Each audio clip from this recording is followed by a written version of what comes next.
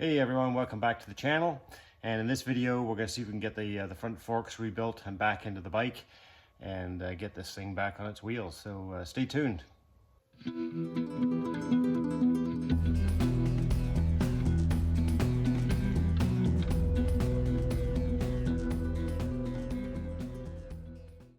All right, so the order of operations here is basically going to be disassembly, then strip and refinish these things, so get rid of the paint and prepare the lower fork legs to be refinished, get rid of the paint up on the top here and on the preload adjusters and all that kind of stuff. Then once that's done and they're refinished, we'll put all new seals in and get them all back together. So I've had my my impact gun. This is an air impact gun. I think I've had this for probably 40 years or close to it. Campbell Hausfeld, and once in a while I do try to remember to put a couple of drops of oil in this thing. They're just too easy to forget, you know, so once in a while. Some of the tools you got a little oil port, some of the tools you kind of put it down the air intake. I really would like one of the new cordless electric items. There's some I think they're about 350 Canadian. Some of the Milwaukee ones look really nice, and there's some of them can get pretty fancy, but then you get them up to $450 or $500 or more. Some of them are Bluetooth enabled. You can disable them from your phone. You can set the you know, the torque and whatnot from your phone and all this kind of jazz. Not sure if I need it that fancy, but hauling the airline around can tend to be a bit of a pain in the neck. But and to be honest, I think what I've seen anyway is some of the new cordless units are putting out a lot more power than some of these older airline driven units. So and as somebody indicated, I can't remember if I addressed this in an earlier video or not, I don't use this very often. Occasionally I'll use one on the drive sprocket nut, and the other place that I will use it is on the damper rod on these, because my experience has been that trying to get these to break free with a breaker bar is kind of iffy. And I don't know what it is. I can't really explain to you why in some instances I prefer a breaker bar and kind of doing it by hand, and in other instances, which are very few, I like using the impact gun. In this case, my plan is I'm going to heat the living daylights out of that bolt with the torch, because a lot of times some manufacturers call for the damper rod bolt to have Loctite on it. Some don't. Some people put it on, some don't. I don't want to find out that it's got Loctite on it when the head of that Allen bolt strips out. So I'm going to heat it up, put the impact gun on it, and hopefully that'll bring it out. The other thing that I'm doing here before I heat that up is to note that leaving these caps in, because that's applying, the spring and whatnot is applying a certain amount of pressure to stop that damper rod turning when I hit it with the impact gun. So I like to leave those in, although you can see here they have been cracked loose ever so slightly, and I crack these loose before I take them out of the triple clamps. So just something to remember. Trying to get these things loose once they're off the bike can be a bit of a challenge, unless you've got a set of special jaws for your vise that's not going to damage the upper fork stanchion. If you do loosen this while they're in the bike, it is a good idea to loosen the top clamp bolts but leave the bottom clamp bolts tight. And the reason for that is that the top clamp is clamped right around here, and oftentimes it's actually going to apply enough pressure to make it difficult to undo those top caps here. So loosen the top triple clamp bolts. So loosen these guys and leave those tight. Undo that, and then you can take the fork leg out. And again, just some forks have a whole lot more spring pressure in here than others, so you got to be careful when you eventually do go to remove that. Keep the head out of the way, because if that thing goes flying, you don't need that, you know, buried in your forehead. That's I've never had one pop out that hard, but it can happen. Apparently never happened to me, but why take the chance?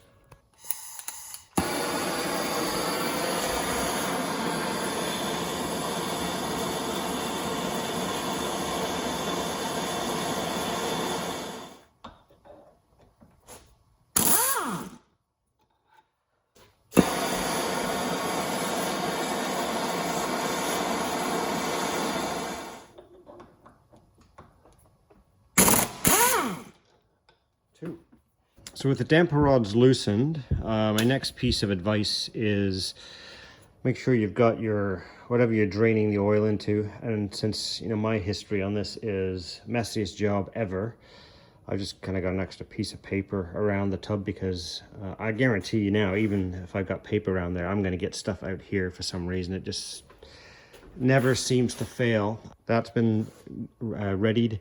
And then the other thing I've done, and if you've got OCD or you're pedantic like me, you need a clean area to lay everything out. I like to keep the left side parts separate from the right side parts. So just a clean sheet of paper down here just to store stuff on.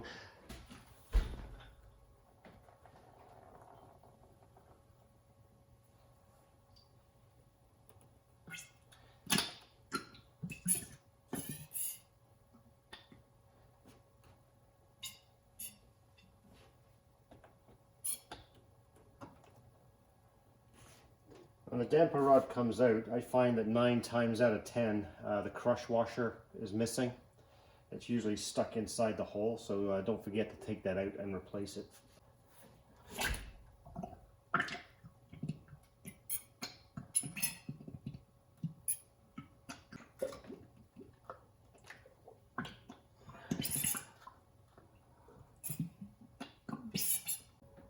All right, so while these things are draining, I'm going to leave them in the this wash basin here, and then I'm just going to remove these top caps. Again, I'm keeping my head and face well clear of these caps just in case they decide to pop and bury themselves in my forehead. I guess one of the steps that I didn't talk about, and to be honest I didn't talk about it because I forgot to do it. Normally it's a good idea to back off the preload and whatnot as much as possible. In this case they are fairly well backed off, but depending on how far you're going to take these things apart. In this case my plan is I'm just going to take this whole thing out as one unit because that's all I need to do. I'm going to put that in there so it can drain also. Alright, so in the left fork leg, when I tipped it up to pour the rest of the oil out, that's the piece that sits in the bottom of the fork leg, and the damper rod assembly kind of fits inside here. So when you tip it up, it's going to come sliding out, and then you can just catch it on your finger if you've got your hand over it.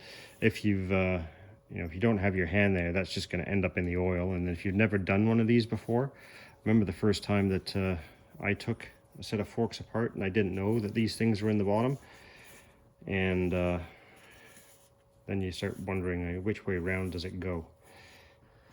There's the sludge. It's pretty dirty. All right, so basically the next step in this process for me is popping out these dust seals and then removing the circlip that's inside. So just carefully get underneath the dust seal. You don't want to wreck these things if you end up having to reuse them. Some of the kits that you can buy with the new dust seal and the new oil seal. Other kits, it just comes with the oil seal. So now these clips should come out fairly easy. These are just like a wire spring clip. They're not the ones where you need the pliers to get them out necessarily. Like that. It's just one of these guys.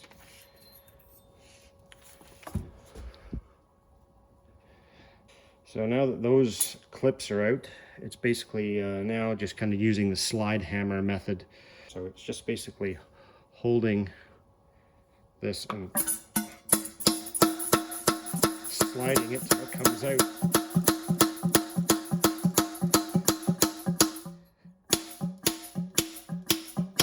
Like that. That is all there is to it. Okay, so there's there's what you have. That's the bushings are here. There's one on the bottom of the upper stanchion.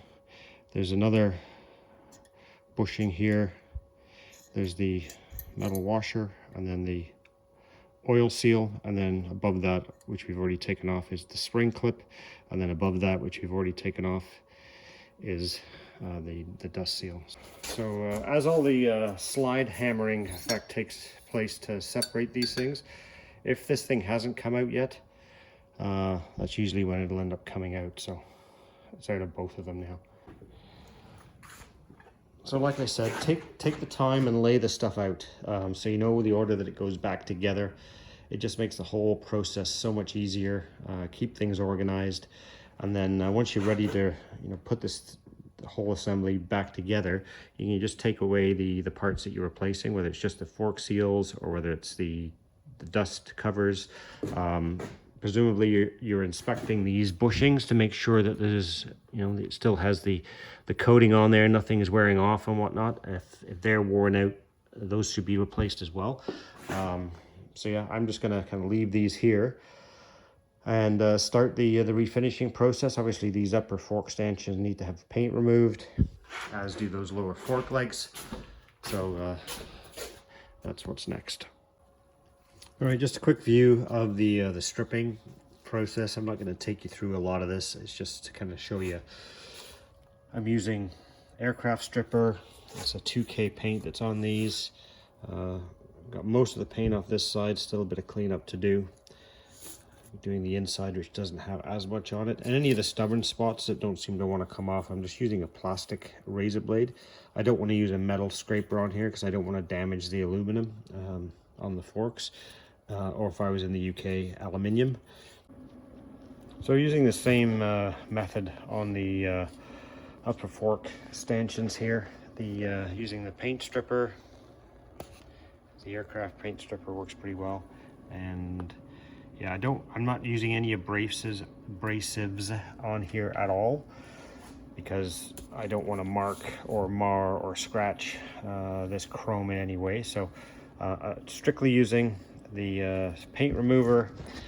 A toothbrush should be the most abrasive thing that I'm going to use, but more likely just a shop rag, and then just some parts cleaner to wash everything clean again, and then the brake cleaner will take away any other residues that I don't want on there. So yeah, this part should be fairly straightforward, just a few minutes.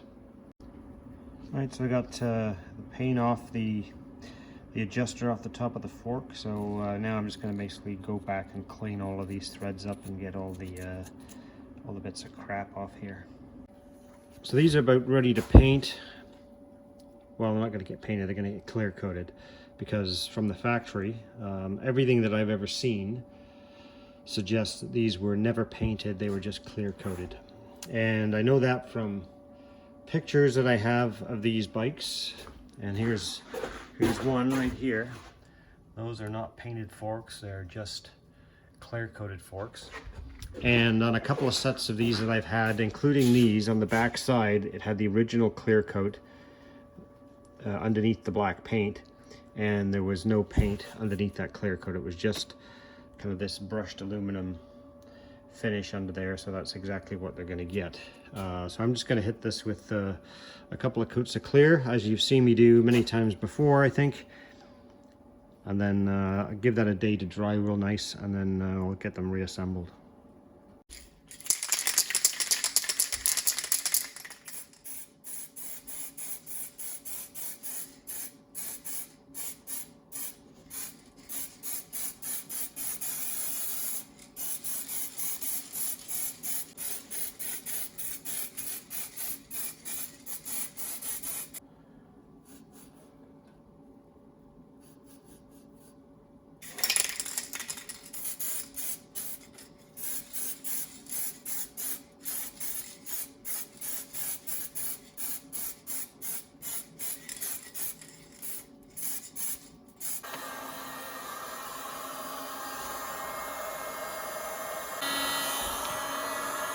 All right, so that's 2 coats of clear on there. That should be everything that I need.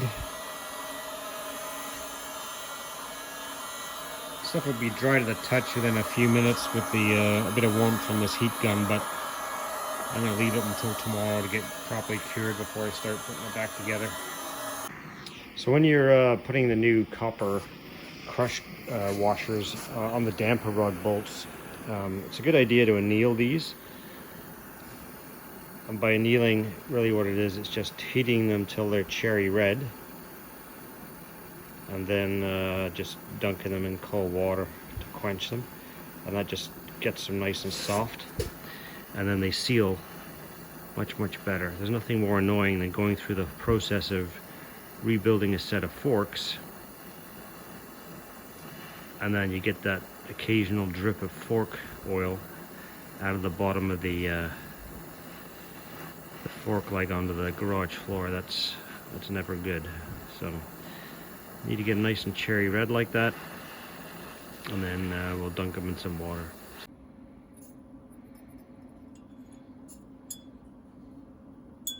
All right, so here's another thing I like to do with these things. Just maybe it's a little bit overkill, but anyway, after these are annealed, and by annealed, really what that means is you're softening this, right? So when these things get stamped out at whatever factory, out of a big copper sheet, and by the millions, they haven't necessarily been annealed, and they're not as soft as they could be.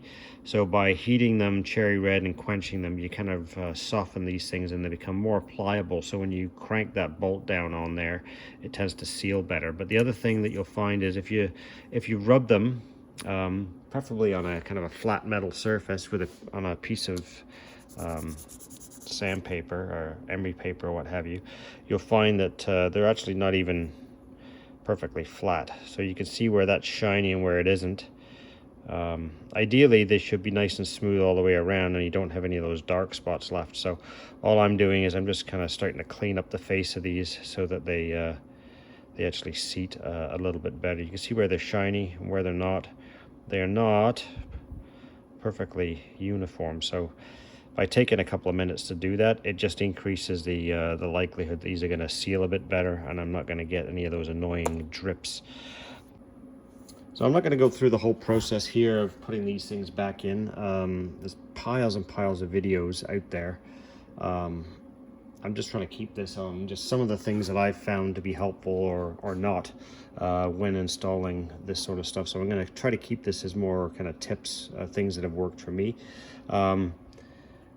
Seal driver kit. These things are kind of different sizes. They're not expensive. They work well. Get them off Amazon, super cheap. You just pick the right size for the fork that you're working on. Always use rubber grease, not conventional grease. Rubber grease to get everything lubed up, putting the seals in and all that kind of thing. And then these things are also really helpful. Fork seal bullet set. So these are the caps that you put over the end of the upper fork leg at the stanchion here. I don't know what color this one takes, but oh, got it right first time, green. So basically you just slide that over, and then you put the fork seal over top, and it stops the top of the chrome fork leg from tearing the inner lip on the fork seal, and it just protects it. So you apply grease and it just slides over a whole lot easier. And that's also a good thing to have. They're also super cheap. The other thing I would say is, you recall when these things come out of the bottom of the fork, the lower fork leg, they kind of sit kind of down in here like that. So put them in here, which is what I've been doing. Just kind of set them in the bottom there like that to install them, because tolerances are quite tight and it's a little difficult to get them inserted from that end of there. So install them in the bottom of this upper chrome stanchion before you install this chrome piece into the lower fork leg. So last comment on the forks in the rebuild process. You can certainly take the whole damper rod assembly out as one unit, including leaving this attached.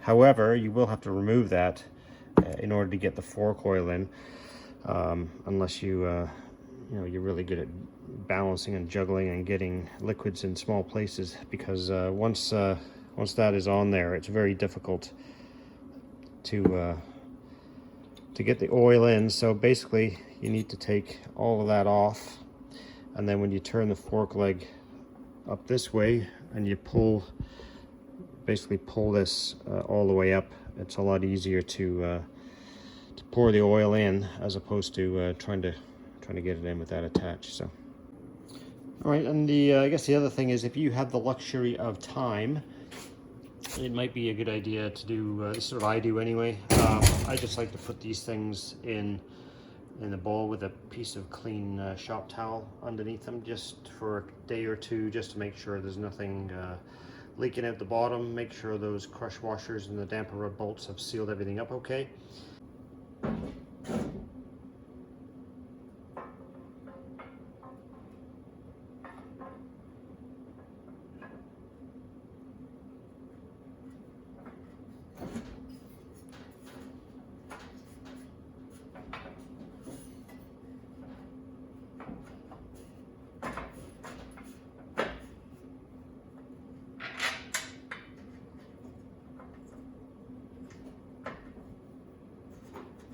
So I've got two brand new Kawasaki bolts to go in here, so I'm just going to put a little bit of blue Loctite on these.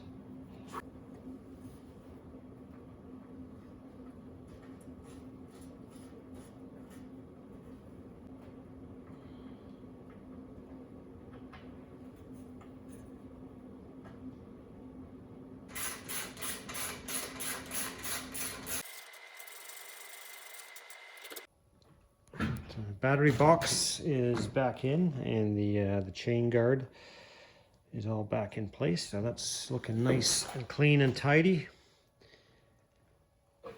Yeah, big difference from when it first came apart, all black and covered in shite.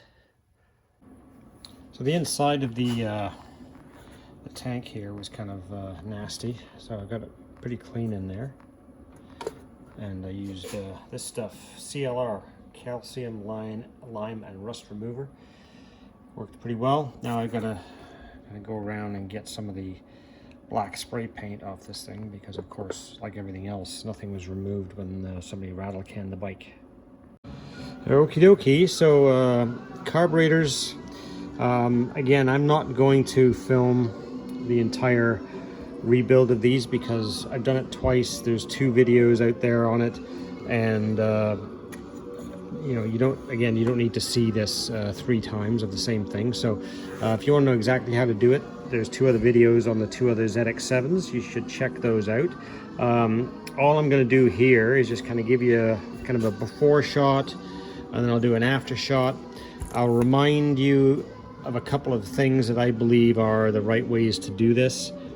I mean, I'm not a mechanic, but this is the things that I've learned along the way, so I'll share those things, but I'll try and spare you the detailed restoration of these, or the cleaning of it, and just kind of stick with tips and tricks and that.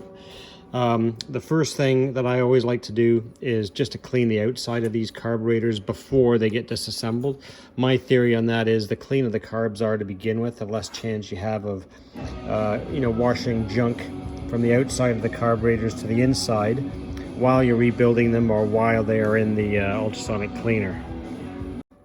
Okay, tips number 2 and 3 on the disassembly. You've heard this before. JIS screwdrivers are an absolute must for taking carburetors apart. A lot of these carburetor screws are usually tightened down pretty tight, and if you haven't got a JIS screwdriver, you're just begging to strip the screws out. In fact, even if you have a JIS screwdriver, it's not difficult to strip screws out of these things. They tend to be pretty tight. So one of the things I also recommend is, this just happens to be in a Ziploc bag, but I have a container of this stuff. It's a valve grinding paste. And if you dip the tip of your screwdriver in that, when you're taking off things like the float bowls or these top caps, that'll help give you a lot of extra grip, and it helps stopping the screwdriver from slipping and camming out and whatnot. So that works well. You make sure you've got a lot of downward pressure when you're loosening these things off. These GIS screwdrivers are nice because they're a solid shaft all the way through, comes right out the top. You can put a wrench on the top here or a socket, but you can also whack it with a hammer to break stuff free. So that works pretty well. Yeah, I would just, you know, you could say develop a good feel for what's going to go and what isn't. You know, sometimes if you put a lot of pressure, those things are not cracking loose. You better just give it a whack on the top with a hammer and break it free that way. I mean, of course, you know, within reason, right? You don't want to break these ears off here either. So yeah, it's a bit of a fine balancing act, but many times it's some of these things are pretty stubborn to remove, so they do require a little bit of persuasion. Next tip is keep everything separate. Okay, carburetor 1, separate bins from carburetor 2 parts. I like to have a set of bins for the top end of the carb and another set of bins for the bottom end. And some carbs, you might say, well, all the parts are the same, it doesn't matter. That's true sometimes, it's not true all the time. So better to keep that stuff separate and distinct, because depending on the bike you're working on, all the parts are not the same. Jets can be different from one carburetor to another, and even some of the screws for float bowls on some carbs can be different between the different banks of carburetors. I found that on some of the Honda V4s, that can be the case. So yeah, you just better to keep everything separate, everything distinct. And then I've got a couple of what I call the common bins, so things like the racking bars and that kind of stuff, and the choke actuation rod and shaft, all that kind of stuff, this thing here, that can all go into this kind of common bin here. But yeah, just keep it separate, keep it distinct, don't mix the stuff up.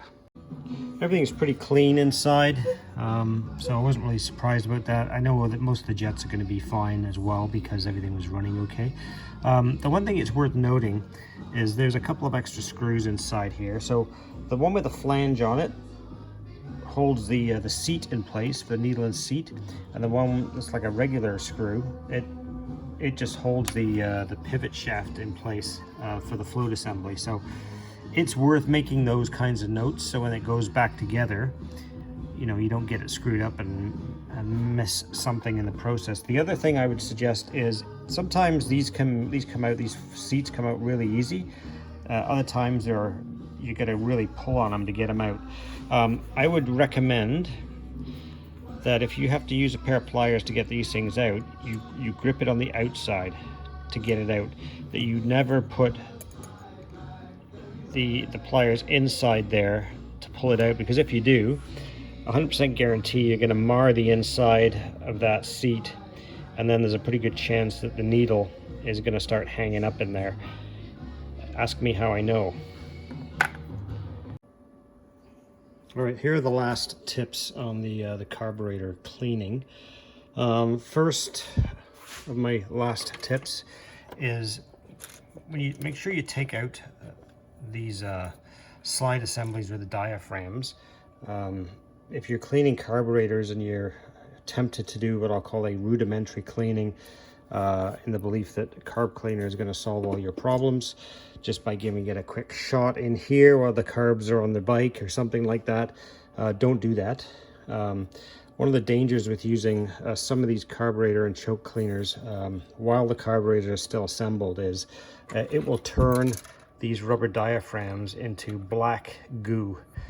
It'll completely melt them and destroy them. So my recommendation would be never use carb cleaner unless you've removed those diaphragms first. So be aware of that. Secondly, again, this is something that I've learned over time doing many carburetor cleanings.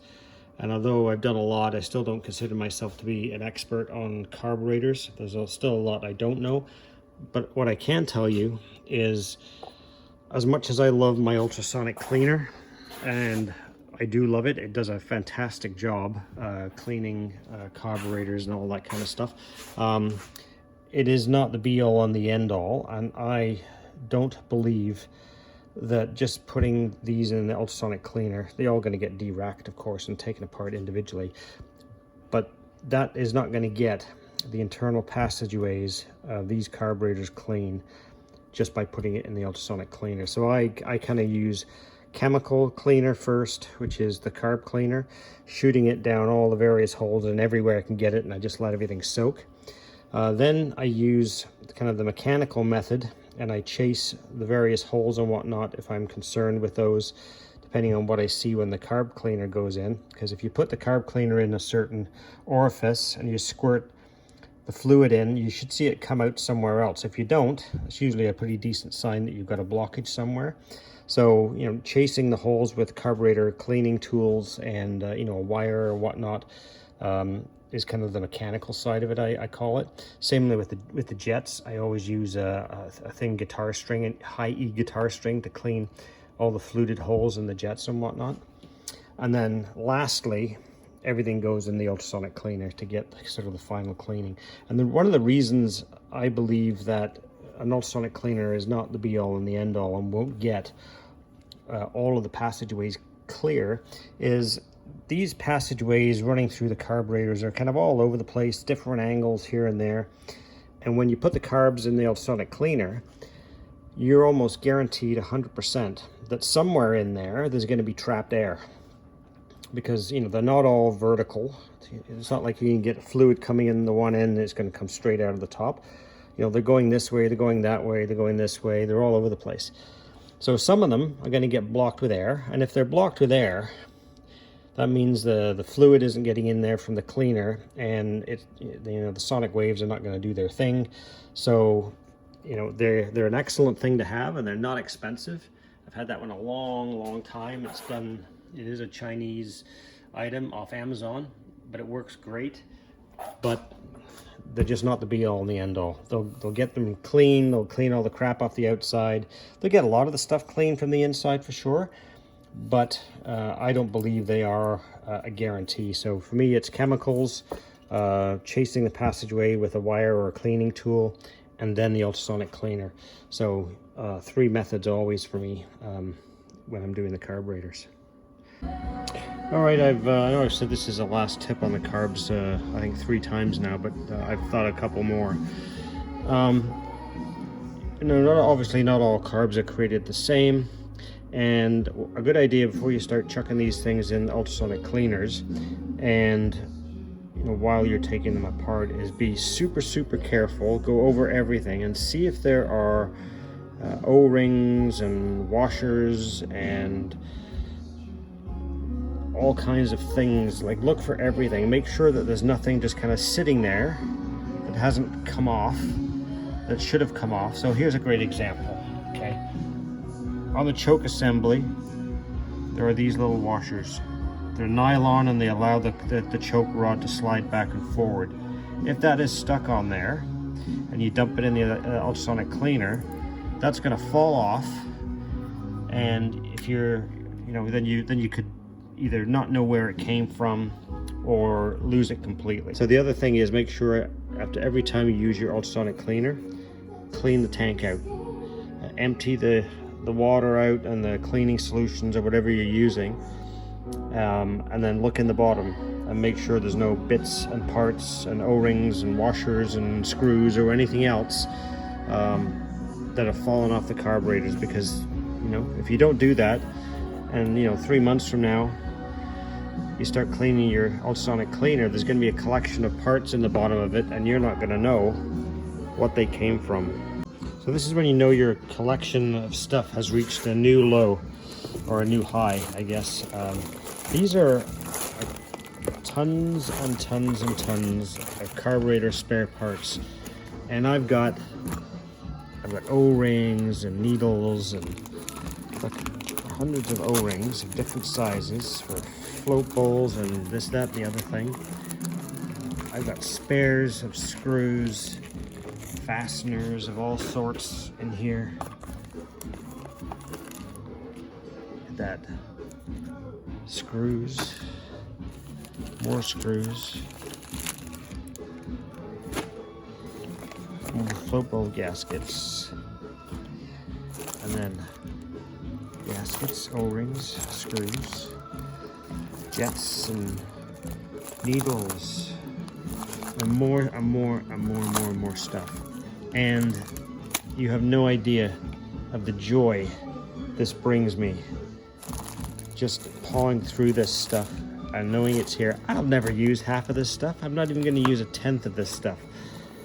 But I get a warm, fuzzy feeling inside knowing that it's here, because when you hit situations like this, so this sink spring is way, way too long. So here, this one is correct.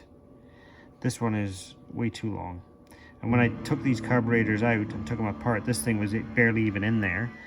So in my stash of bits, here I have some spare springs of different sizes. So I get to paw through this stuff and find one that's correct. Okay, so there you are. This is the one I just took out, which is way too long. That's the length that it's supposed to be. Okay, so I hit a problem, and in retrospect, I do recall having this problem last time I rebuilt these carburetors. So the O-rings that came for the valve seats are too small. The thickness of the rubber on these is about 1.2 millimeters, and the thickness of the rubber that came off them 1.5 millimeters. So when you put the blue O-rings on, they just kind of flop around in the hole, and you can pull them in and out, and so fuel is going to leak by there for sure. And I do remember now that when I did the other carbs, and sure enough I found all these still in the in my spares bin. So the problem I have is one of these O-rings was bad, and it kind of folded up. It was folded up inside here, so it's all squashed and deformed.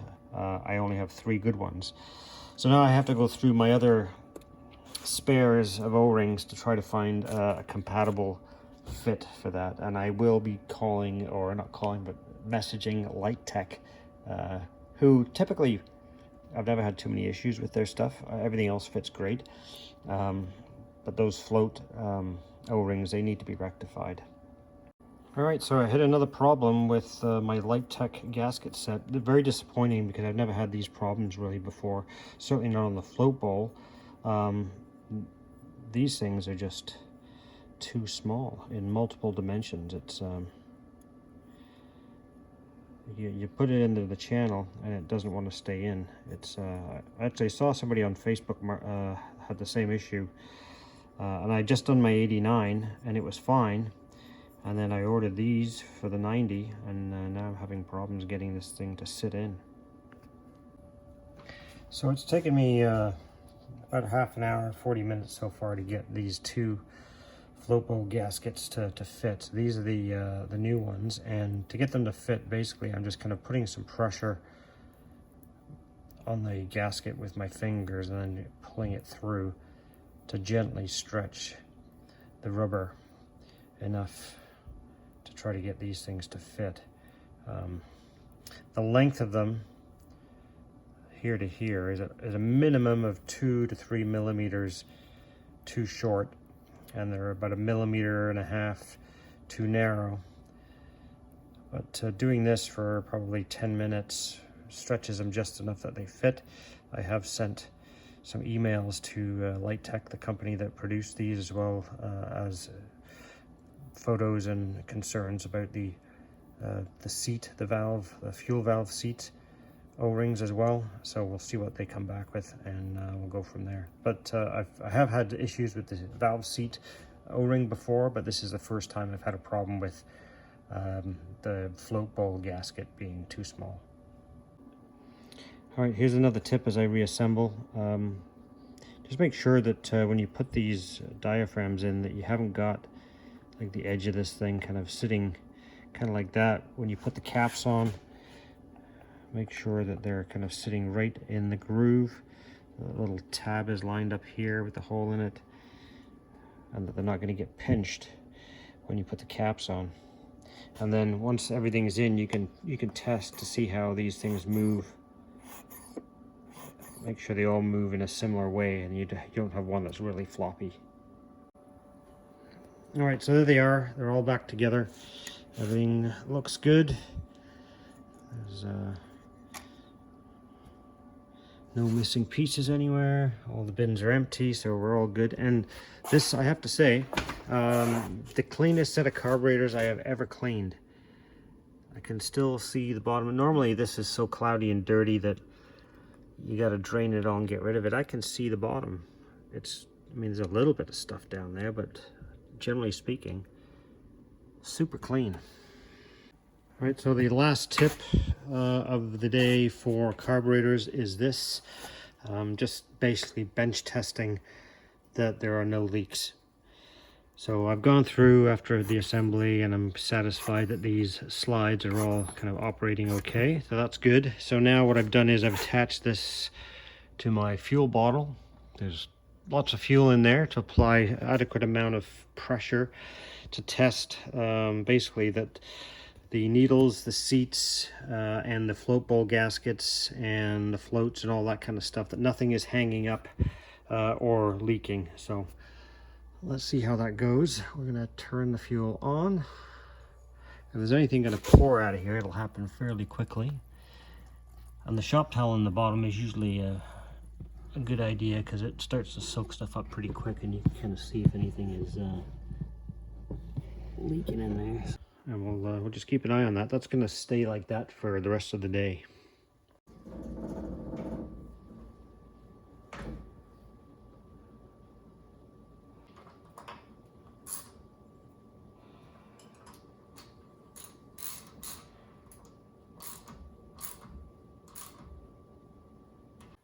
So I've snugged up these top caps now that they're in the triple clamp, and I'm just kind of snugging up these upper triple clamp Allen bolts. Make sure that they're done up tight.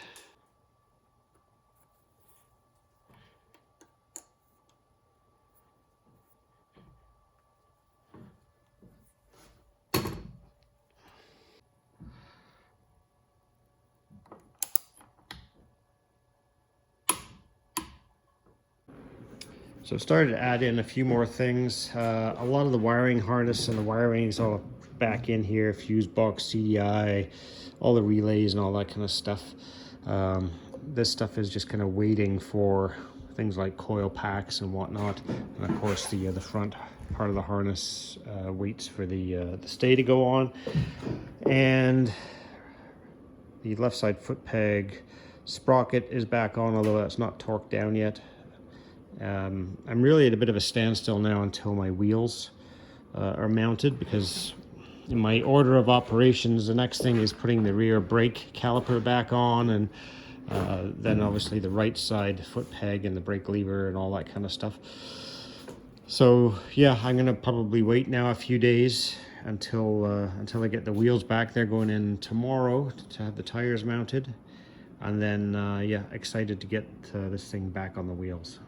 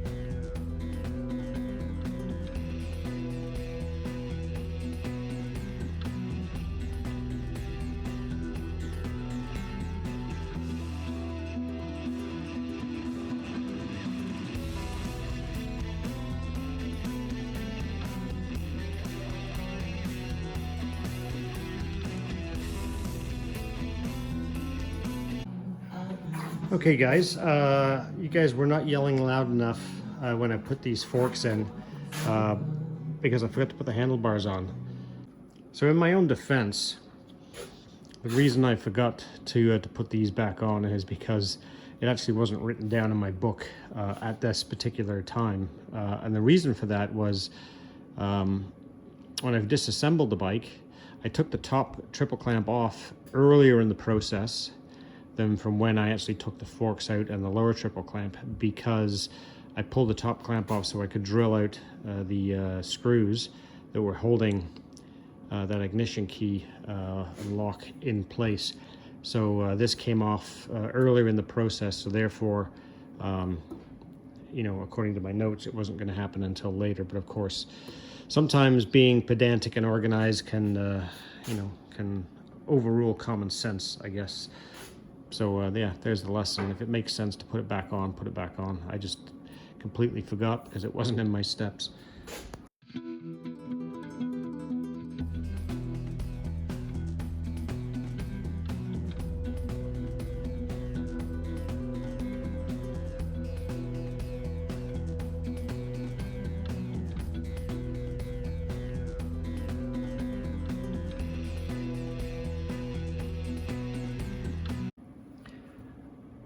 So the tires that I put on, the same ones that I put on the 89, they are Pirelli Diablo Rosso 2s, and decent tire, but to be honest, the main reason that I picked these for this bike was the price.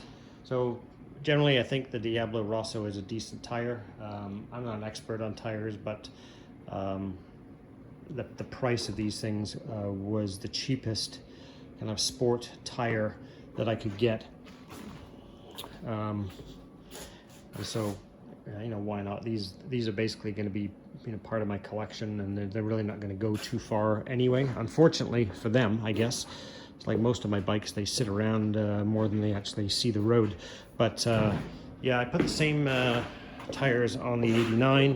When I built the 1990, the green one, a couple of years ago, I think those are Dunlops, and yeah, they are Dunlops. They just happened to be the cheaper tire at the time, so I went with those. Again, it comes down to, a lot of these things come down to, you know, being practical. Hey, thanks for watching. That's gonna wrap it up for this video, and in the next one we'll continue the reassembly process, and pretty soon I have to really start tucking into that body work. I've got all the paint, I've got everything I need, the decals and all that kind of stuff, so I'm gonna have to get all of that stuff prepped and ready to go real soon. But there's still quite a bit of stuff to reassemble on this bike. As you can see, there's brakes and all kinds of stuff that still has to go on here. So stay tuned for the next one. Thanks very much for spending some of your valuable time watching me. The channel appreciates it, I appreciate it, and we'll see you in the next one.